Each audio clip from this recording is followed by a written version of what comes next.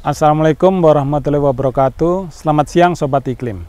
Siang ini Pojok Iklim menyapa dari kaki Gunung Tampomas, di antara sawah dan juga gunung yang asri, tepatnya di Kampung Ciburuel, Cimalaka, dalam episode Aksi Iklim di Tapak. Topik kita hari ini adalah mari menghijaukan Gunung Tampomas, upaya menjaga keseimbangan ekosistem untuk ketahanan iklim. Kalau melihat kaki Gunung Tampomas dari Jalan Dendels, kita akan menyaksikan lubang-lubang besar bekas penggalian pasir. Setengah luas Gunung Tampomas yang menghadap ke arah selatan, ini dapat dikatakan sudah rusak. Aktivitas penggalian pasir Gunung Tampomas sudah dilakukan di beberapa area dengan luas ratusan hektar. Tambang yang dilakukan di Gunung Tampomas termasuk dalam kategori galian C untuk mengeksplorasinya menggunakan alat berat. Nah, guna mencegah terjadinya berbagai jenis kerusakan yang lebih parah di Gunung Tampomas dan terjadinya kerusakan-kerusakan yang serupa di wilayah lain, negara perlu hadir untuk menyelesaikannya segera. Saya, Agus Yustianto, senang sekali dapat mengajak Sobat Iklim untuk menyimak perbincangan dengan Profesor Dr. Agus Pakpahan yang akan mengupas tuntas terkait dengan upaya menjaga keseimbangan ekosistem untuk ketahanan iklim.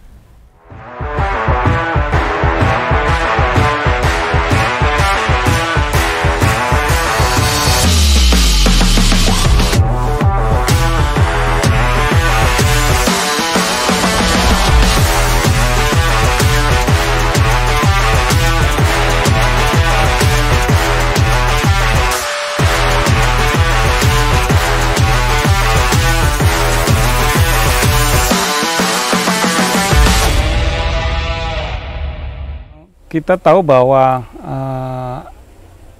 kerusakan lingkungan ini sudah terjadi di mana-mana. Nah, tentunya Profesor Agus Pakpahan sudah melakukan banyak hal. Dan untuk mengetahui lebih lanjut, kami ingin berbincang langsung dengan Prof. AP tentang apa saja yang beliau sudah lakukan. Kami persilakan, Prof. Terima kasih Pak Dirjen akan kesempatannya berkunjung ke sekitar Gunung Tampomas. Orang yang sangat tepat saya pikir sebagai Direktur Jenderal Pengelolaan Hutan Lestari bisa mengembangkan suatu proses pemikiran untuk menelaah dan mencari solusi-solusi untuk Gunung Tampomas ini. Sebagai bahan renungan sejarah, sebagai simbol ini, nama Tampomas ini nama baru. Dulunya Gunung Gede. Dia ada legendanya, ya. Dulu itu Gunung Gede akan meletus. Nah, terus sampailah pada suatu keputusan dari Raja Sumedang Larang. Ya. Nah, Gunung Gede tidak akan meletus kalau keris pusaka Sumedang Larang dimasukkan ke kawah Gunung Tampomas. Ya, ceritanya begitu. Nah, singkat cerita, dimasukkanlah keris pusaka itu ke Gunung Tampomas, ya, dan berhentilah goncangan-goncangan itu, ya. Oh, jadilah namanya diubah menjadi Gunung Tampomas, tanpa emas jadi menerima emas gitu. Nah, saya melihat ini sebagai suatu simbol, bukan arti harfiah. Emas itu logam mulia, yang paling mahal, yang bagus segala macam, simbol kemuliaan dari suatu kebijakan.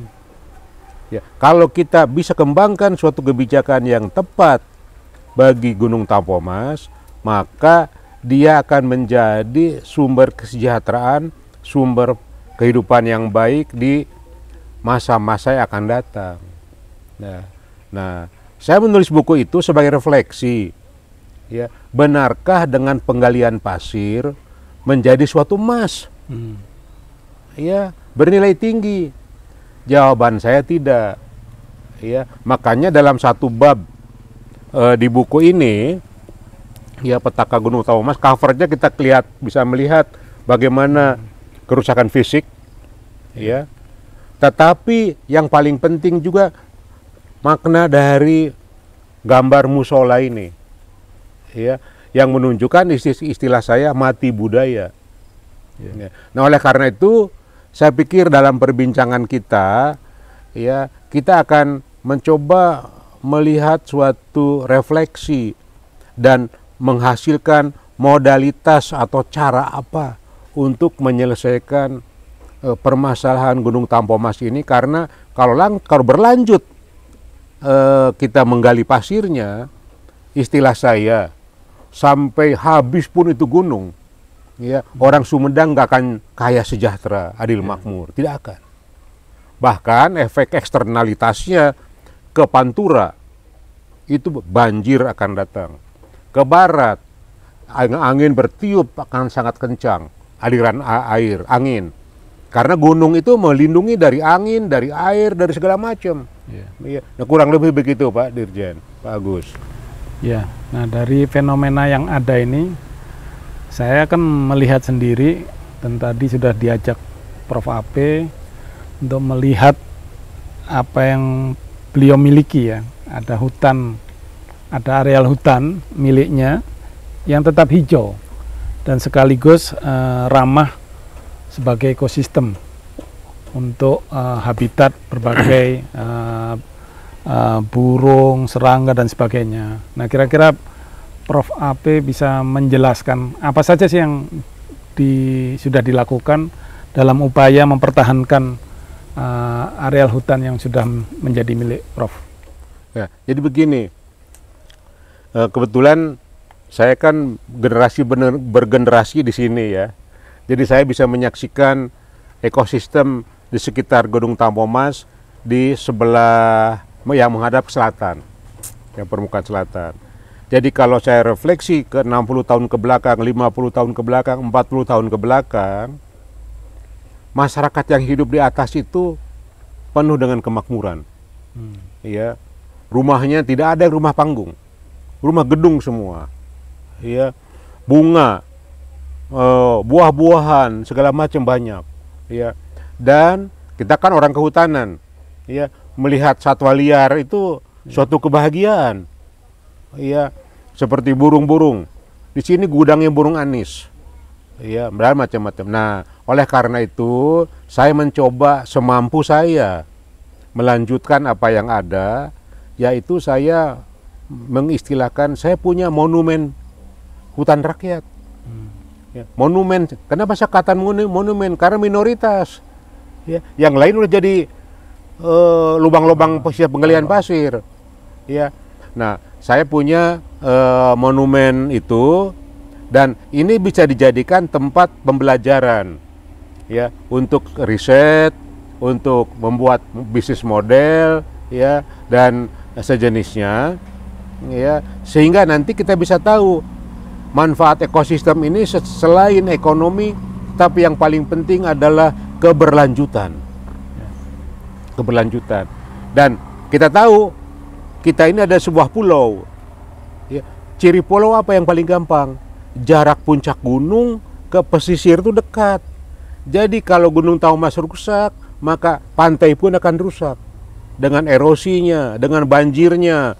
Dan yang tidak kalah pentingnya adalah dengan nanti perubahan siklus musim. Dan kita bicara global climate change, ya, itu akan berkaitan erat dengan kerusakan ekosistem gunung-gunung di daerah kepulauan.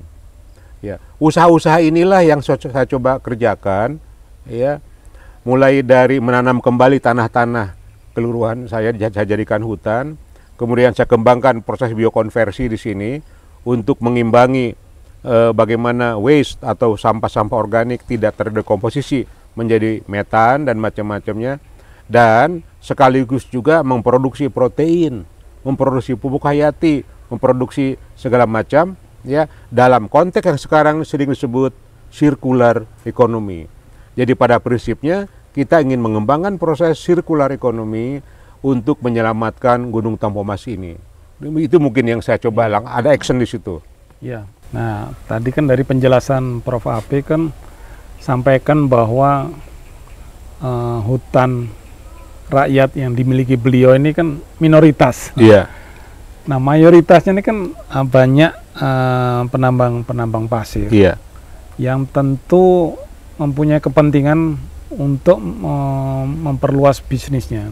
Nah, bagaimana Prof. AP bisa meyakinkan kepada mereka sampai akhirnya areal hutan yang minoritas ini bisa menjadi contoh untuk perbaikan dalam upaya pengendalian perubahan iklim, termasuk juga perbaikan lingkungan. Oke, sekarang ini kan fasenya sudah berubah. Kan kalau yang namanya menambang, ya itu pasti kepentingannya hari ini. Ya, yang stok jutaan tahun itu diambil hari ini. Sedangkan kita menanam pohon, ya itu kan untuk kepentingan masa depan. Ya itu, jadi ada dua kepentingan yang berbeda antara penambang dan penanam pohon. Ya, nah oleh karena itu di sini yang perlu kita lihat adalah sudut pandang apa yang layak, yang cocok, yang sesuai dengan mengembangkan atau menangani Gunung Tampomas ini. Nah, kita melihat perlunya apa yang disebut restorasi, rehabilitasi, refungsi katakanlah, supaya ya kita tahu ya. Tadi saya tunjukkan debit air yang keluar di depan rumah saya sudah mengecil, di kolam saya sudah mengecil. Ya, dulu nggak begini. Ya, saya menjadi saksi hidup. Ya, di depan rumah ini kolam kancra, ya besar kancra udah nggak ada. Ya, artinya kita harus kembalikan lagi ke fungsi bagaimana gunung ini kita anggap sebagai infrastruktur fisik biologis untuk menghasilkan air lebih banyak dan stable, bukan musim hujan banyak air banjir, musim kemarau kering. Nah, itulah fungsi bagaimana restorasi ekosistem Gunung Tampomas ini. Caranya bagaimana? Itu soal teknis lapangan saya pikir. Tapi harus ada kebijakannya dulu. Ya, apa kebijakan restorasi ya dari pertambangan ini? Nah, karena pertambangan sudah pasti dia unsustainable, tidak lestari. Ya. Baik, Sobat Iklim, dari apa yang disampaikan Prof. AP tadi, tentunya kurang lengkap kalau kita tidak melihat langsung ya apa yang sudah beliau lakukan dalam upaya mempertahankan hutan rakyat. Untuk itu pada segmen ini kami akan mengajak Sobat Iklim untuk melihat langsung dan dipandu oleh Prof. AP.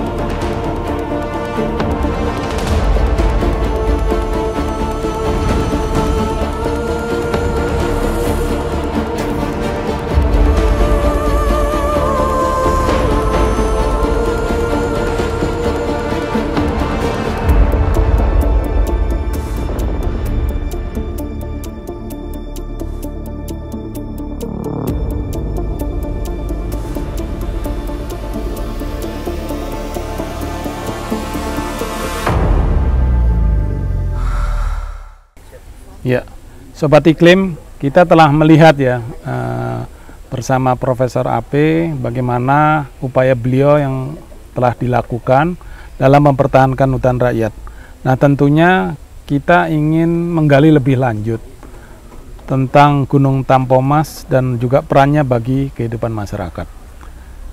Prof. AP ini lahir dan besar di kaki Gunung Tampomas. Nah, setelah pensiun kembali menetap di sini. Nah, ini menunjukkan betapa cintanya Prof. AP dengan Gunung Tampomas. Prof. AP mohon bisa diceritakan bagaimana kondisi Gunung Tampomas paling tidak 60 tahun yang lalu sampai sekarang. Kemudian bagaimana transformasinya dari masa ke masa. Nah, tentunya Sobat Iklim penasaran, pengen tahu tidak hanya perubahan fisik tapi juga tadi dijelaskan ada perubahan biodiversity, air dan sebagainya. Mohon dijelaskan, Bro. Oke, terima kasih. Jadi ini saya sekarang romantis nih ya mengenang memori masa kecil. Jadi saya kecil SD di SD Ciberem 2 itu tiap hari setelah pulang sekolah bukan ke rumah tapi ke kebun, ke Gunung Tampomas. Ya, karena kakek buyut saya diasuh oleh kakek buyut saya. Jadi periodenya bayangkan 3 generasi di atas saya. Ya, itulah memori yang akan saya ungkapkan. Ya. Nah, jadi kalau saya berangkat ke Gunung Tampomas, ya, memori saya kemarin juga saya coba kenang-kenang, lihat ke dalam, ya. Dulu saya hampir setiap saat menemukan burung Sri Gunting, ya, yang ekornya kayak gunting tuh. Sekarang udah nggak ada, satu pun saya nggak nemu. Dulu kita bicara biodiversity nih, ya. Dulu saya lihat burung, katakanlah kepodang. Ya, sekarang sudah nggak bisa menemukan. Burung hantu tiap malam, ya, udah nggak ada. Kasir, sampai saya kasir tuh, saya sama anak-anak di sini, siapa yang dapat kasir, saya beli satu kasir, gangsir, 100.000 rupiah, nggak ada. Ya, nah, jadi kalau kita telusuri dari situ, ya, ekosistem kita sudah mengalami apa yang Rachel Carson katakan, the silent spring. Ya. Kenapa? Serangkanya udah habis, tuh burungnya habis. Burungnya habis menandakan ekosistem sudah tidak heterogen lagi, tidak diverse lagi, dan juga sudah lemah. Ya. Nah, kehidupan sosial ekonomi tadi ditanyakan. Ya, yang paling saya masuk ke dalam hati saya yang paling dalam adalah dulu majority itu adalah pertanian. Kita pergi ke kebun, ya, kita akan bertemu dengan banyak orang di ladang. Ya, mereka bergembira, berbahagia. Nah, di ujung sana itu ada sendang Cibuntu, ada musola Cibuntu. Ya, zaman dulu musola itu tempat beribadah bagus, bersih sekarang. Sekarang dicoret-coret waktu saya main ke sana. Walaupun kemarin saya lihat udah dicat ulang, tapi sempat itu menggambarkan, ya, bahwa telah terjadi perubahan sosial sejalan dengan perubahan mata pencaharian atau economic activity. Ya, nah, pertambangan saya pikir, ya, saya bukan anti pertambangan, jangan keliru. Ya, pertambangan apabila yang sifatnya sustainable dikembangkan, maka dia akan ada kombinasi win-win antara kegiatan pertambangan dengan kegiatan yang sifatnya sustainable. Misalnya direhabilitasi itu lubang-lubang besar itu, atau jangan sampai lubang terlalu dalam. Bayangkan, ya, dari infrastruktur listrik saja, ya, itu digali sampingnya, yang sutet yang panjang itu, yang besar-besar, digali sampingnya. Ya, makam sudah jadi jurang sampingnya. Yang paling menyedihkan saya adalah sekolah-sekolah. Ya, bayangkan sekolah dasar, ya, dikelilingi oleh galian parit.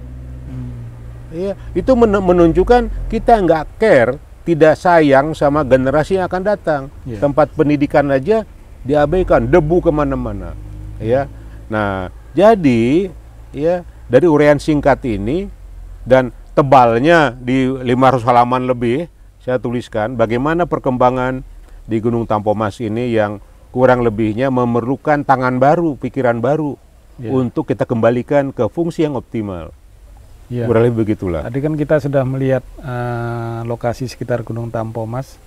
Barangkali Prof. Afif bisa menjelaskan daerah mana saja sih yang menerima manfaat maupun yang menerima dampak, ya, dari terutama di daerah aliran sungai Gunung Tampomas. Oke, nah, saya bicara mikro dulu nih, ya, catchment kecil, ya, yang paling mendapatkan manfaat pasti, ya, pengusaha pertambangan dan asosiasinya, ya, karena dengan sendirinya barang tambang itu adalah benda ekonomi, ya, jadi ada harganya, pasir berapa, batu berapa, katakanlah. Tetapi yang namanya manfaat dari lingkungan hidup banyak yang sifatnya itu non-marketed. Seperti silahkan cek di ponsel sekarang. Berapa kadar debu yang kita hisap udara kita. Ya, itu tidak masuk kategori good, tapi moderate. Bayangkan di pinggir hutan moderate, banyak debu. Dari mana debu? Ya, ya untuk orang asma, untuk lain itu udah mengganggu. Ya, kadar debu ini. Ya, nah kemudian artinya apa? Eksternalitas negatif ya jauh lebih besar, lebih banyak daripada benefit yang diterima oleh private. Gampang ngitungnya gini, sekarang hitung aja berapa biayanya kalau kita kembalikan lagi untuk menutup lubang-lubang bekas galian pasir. Itu pasti jauh lebih mahal daripada nilai jual pasir dikalikan harganya. Ya. Belum lagi akibat tadi pertanyaan terhadap watershed Cipeles, Cimanuk juga ada kena nanti gabung di daerah Tomo sana. Belum lagi yang ke daerah Conggeang, kemana-mana. Ya, tetapi yang paling gampang saya rasakan di kampung saya sendiri, ya debit air, ya itu sudah berkurang. Ya. Nah kalau dari aspek sumber daya lahan untuk pertanian dan pemukiman, saya yakin tekanannya dari hari ke hari ini semakin besar. Nah, menurut Prof. AP, ini apa yang bisa menjadi solusinya? Karena kita tidak bisa memungkiri ada tekanan terhadap Gunung Tampomas ini untuk kebutuhan sumber daya lahan pertanian dan juga pemukiman. Ya, kita tahu ya, sifat sumber daya lahan itu tetap konstan menurut waktu, tidak bertambah, tidak berkurang. Ya, itu fix, ya resource fixity. Nah, yang berubah kualitas saja. Nah, dengan perubahan dari yang sebelumnya tidak digali, ya, dengan digali, maka kualitasnya berkurang. Nah, ini efek terhadap kuantiti. Ya, berkurang. Nah, oleh karena itu, ya pemukiman di atas memang ada sebagian bekas galian pasir, ya menjadi daerah pemukiman. Ya, tetapi secara total, ya dengan populasi penduduk pasti dia relatif menjadi makin berkurang.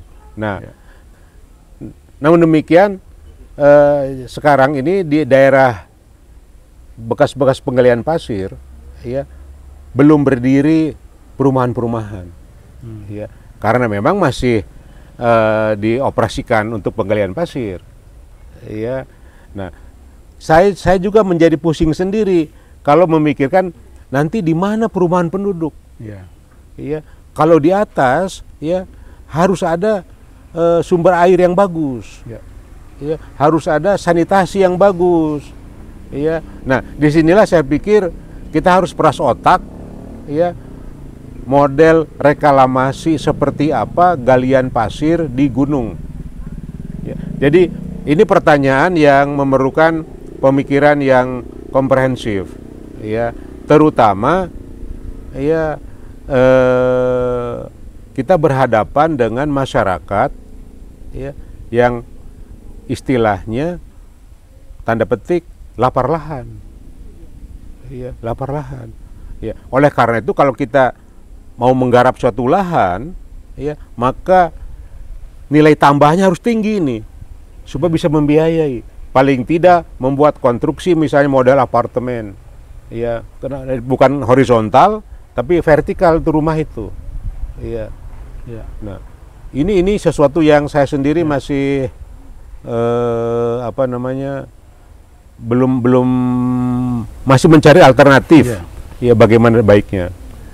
Ya dari kontemplasi yang dilakukan oleh Prof. AP tadi, bagaimana kita mengajak para pihak ya untuk mengembalikan kondisi Gunung Tampomas ke situasi 40 tahun yang lalu. Kan kelihatan dari cerita Prof. AP tadi kan indah sekali gitu. Nah, bagaimana kita mengembalikan kepada kondisi tersebut? Oke, saya terus terang ya, ini kan apa yang kita dapat sekarang, ya, itu kan hasil dari mekanisme atau operasi sistem pasar, pasar bebas lah katakanlah. Ya, ada kata kalau saya pengusaha penggalian pasir, ada tanah saya beli atau ada sewa, saya gali pasirnya, saya jual, itu, ya. Nah, saya kebetulan belajar natural resource economics, ekonomi sumber daya alam. Ada istilah the tragedy of the commons, ya. Ada istilah land grabbing, ada istilah kooperatif, ya, solution, ya. Maka saya melihat kemungkinan ini, saya punya hipotesa saya, ya, yang kita perlukan adalah membangun suatu masyarakat, ya, yang bukan kumpulan orang beda, ya. Kalau kumpulan orang itu seperti kita naik pesawat terbang atau naik kereta api, sama tujuannya ke Surabaya katakanlah, tapi sebelah-sebelah nggak saling kenal, ya, itu kumpulan orang. Kalau masyarakat apa, kita satu masyarakat dan saling kenal, ya, yang satu sakit, yang lain sedih, yang satu bahagia, yang lain ikut bahagia, saling membahagiakan, itulah community, ya. Nah, yang cocok kelihatannya untuk membangun community, kalau kita kaitkan dengan ilmu ekonomi, maka filosofi dan substruktur koperasi, amanah konstitusi kita, kelihatannya ini calon ini, ya, untuk bisa mengatasi masa depan.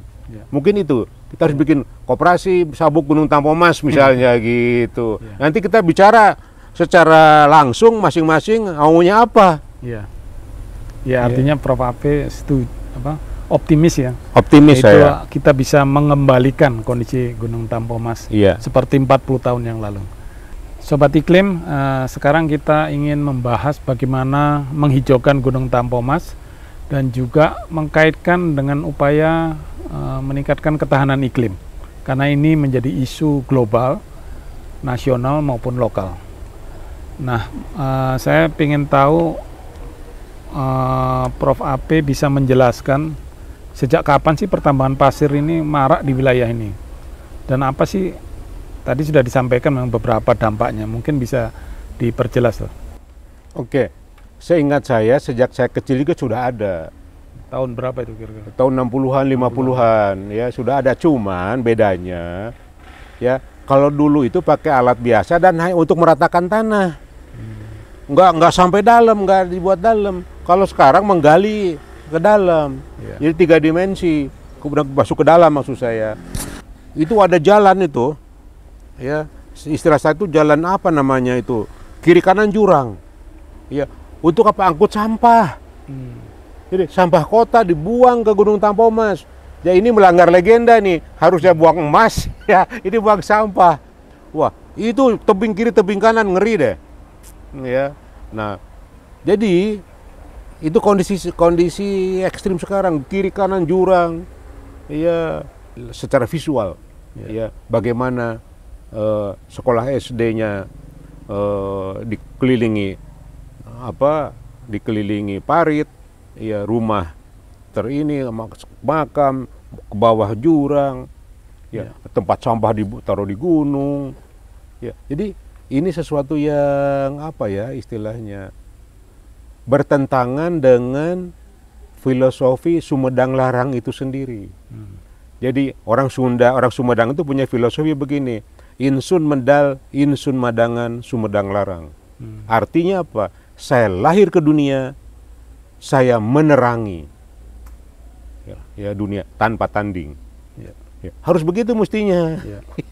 Nah, tetapi saya yakin dengan inisiatif kita ini, paling tidak, ya, saya dengan Pak Kuwu, ya, katakanlah Pak Kepala Desa, beberapa kepala desa di sini sudah mencoba berdiskusi, ya, bagaimana mengembangkan Gunung Tampomas ini dalam model sabuk katakanlah tadi, ya, dan kita connect di sini, makanya ada istilah kasus lokal, ya, padahal konteksnya global, ya, dengan konteks global terutama dengan climate change.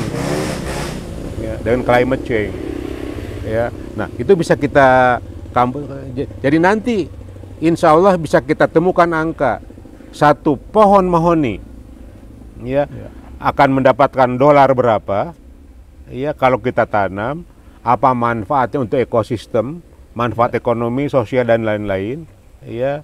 Dengan dukungan Pak Dirjen katakanlah kita bisa buatkan suatu konsep penyelamatan Gunung Tampomas dan kita berikan masukan kepada pemerintah daerah, pemerintah pusat katakanlah sebagai ide lokal ya dari masyarakat. Ya, kami juga sudah melihat tadi upaya Prof. Api ini mempertahankan lahan warisan leluhur ini luar biasa, terutama dari tekanan penambang pasir.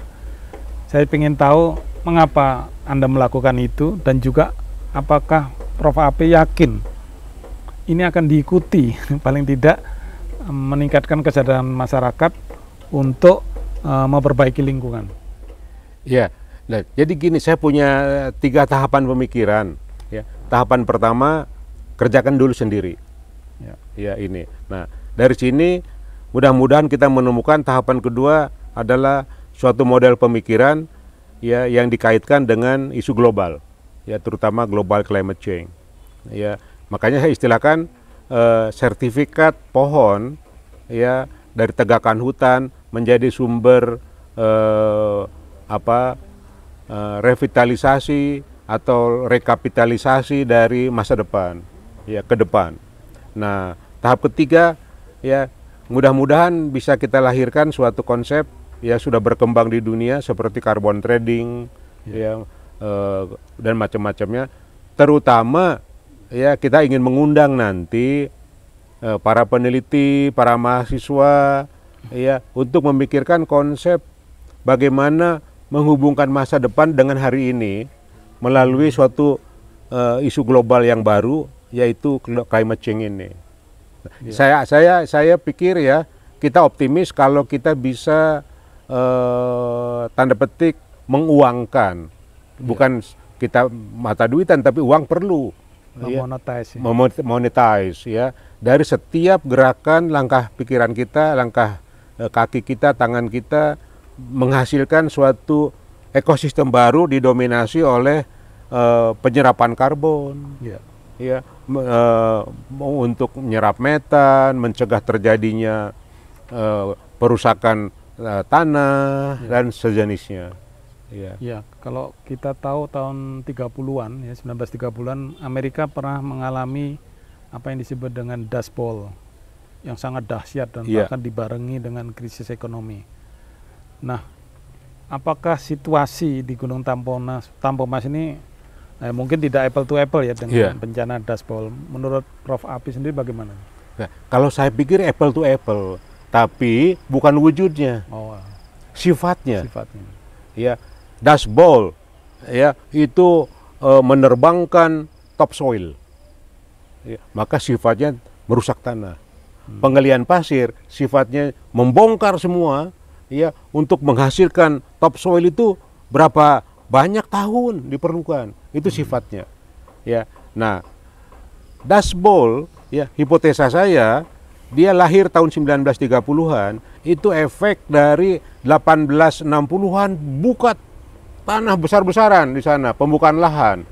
Maka terasanya tahun 30-an. Nah, ini juga nih Gunung Tampomas kalau kita paralelkan dibuka besar-besaran tahun 80, 90, 2000 katakanlah awal.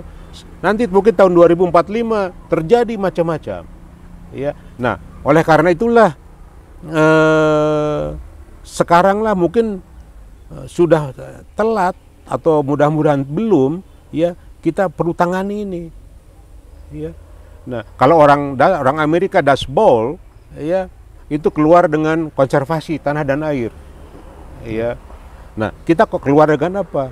Mungkin restorasi ya, memanfaatkan segala potensi ya, sehingga dulu ada seorang petani di Ciberem itu bekas galian pasir dijadikan kebun buah naga. Ya, dimulai dengan peternakan kambing, etawa, kotorannya untuk menyuburkan bekas galian pasir itu. Nah, model-model seperti itu mungkin kita kerjakan. Ya. Nah, terakhir ini terkait dengan fenomena perubahan iklim Iya. yang menjadi isu global. Nah, kita tahu bahwa ketahanan iklim ini juga harus memperkuat kondisi sosial ekologis masyarakat, terutama dalam rangka memenuhi kebutuhan dasarnya. Nah, sekaligus harus dilakukan upaya mitigasi dan adaptasi perubahan iklim. Nah, menurut Prof. Api sendiri, apakah Prof.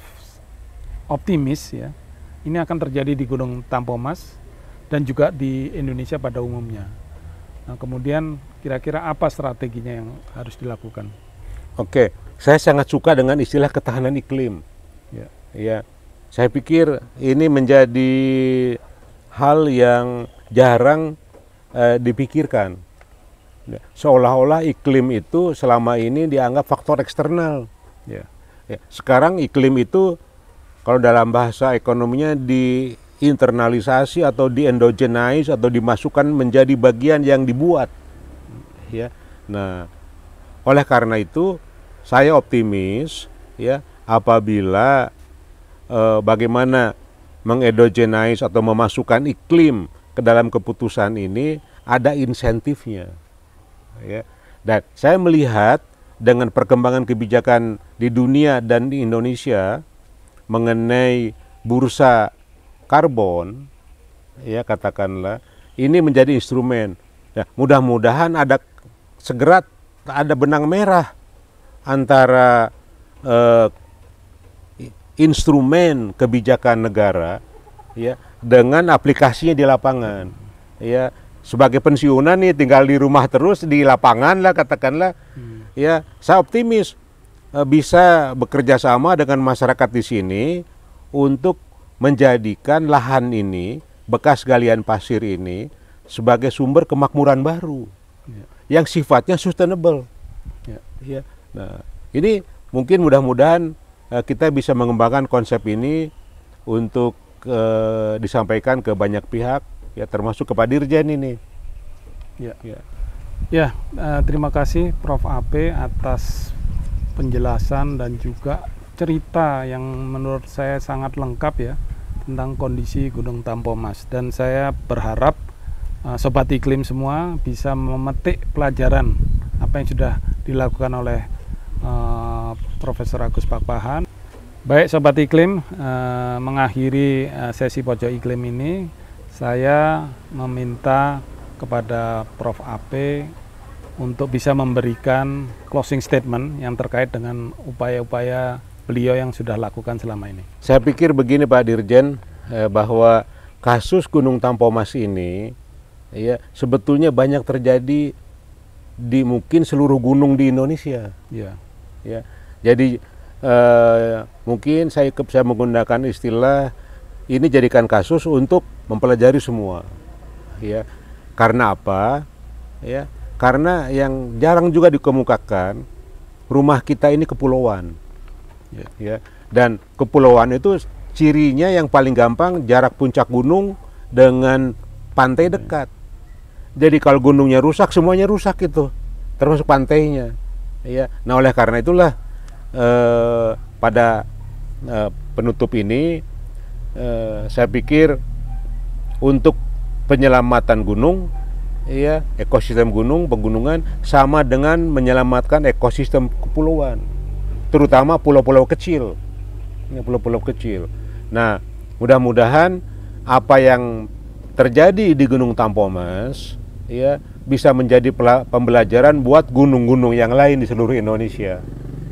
Ya, itulah harapan saya, dan mudah-mudahan kita bisa segera menemukan suatu model restorasi ya ekosistem gunung yang pas untuk Gunung Tampomas dan juga bisa menular ke gunung-gunung yang lain. Sobat Iklim tahu bahwa menjaga ekosistem hutan dan juga daerah aliran sungai termasuk di Gunung Tampomas ini akan membantu dalam mengurangi dampak perubahan iklim, baik dari sisi mitigasi maupun adaptasi.